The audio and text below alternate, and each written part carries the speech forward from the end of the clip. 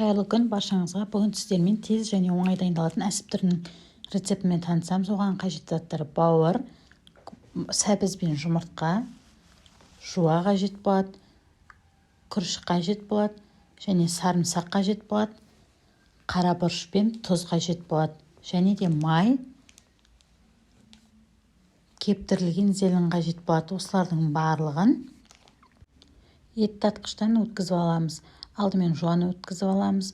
Ет тартқышқа тартардың алдында бөліп аламыз жуаларды. Одан кейін морковты тартамыз. Морковты да дәл солай бөліп аламыз. Содан кейін барып ет тартқышқа саламыз. Майды салып, майды да өткізіп аламыз ет тартқыштан. Және де сарымсақты саламыз. Және бауырды салып, оны да ет тартқыштан өткізіп аламыз. Барлығын ет тартқыштан өткізіп алғаннан кейін тұз саламыз. 2 столовый ложка тұз саламыз. Және де қара бұрыш саламыз 1 столовый ложка. Содан кейін барып кептірілген зеленімізді саламыз. Одан кейін қайнатылған күрішті саламыз. Күрішті алдымен кішкене қайнатып аламыз. Одан кейін жұмыртқа саламыз. 3 жұмыртқа салдым мен. Жұмыртқамызды салып болғаннан кейін барлығын жақсылап араластырамыз.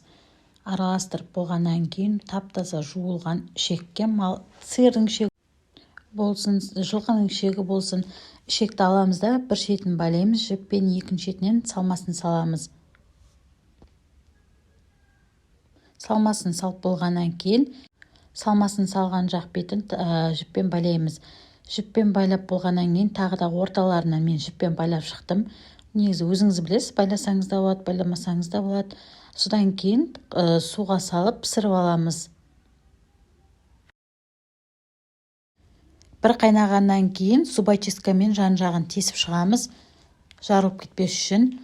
Және 35-40 минутта пісіп шығады. Біздің әсібіміз дайын болды. Негізі бізде әсіп деп көп айтпаймыз. Либерный колбаса дейміз.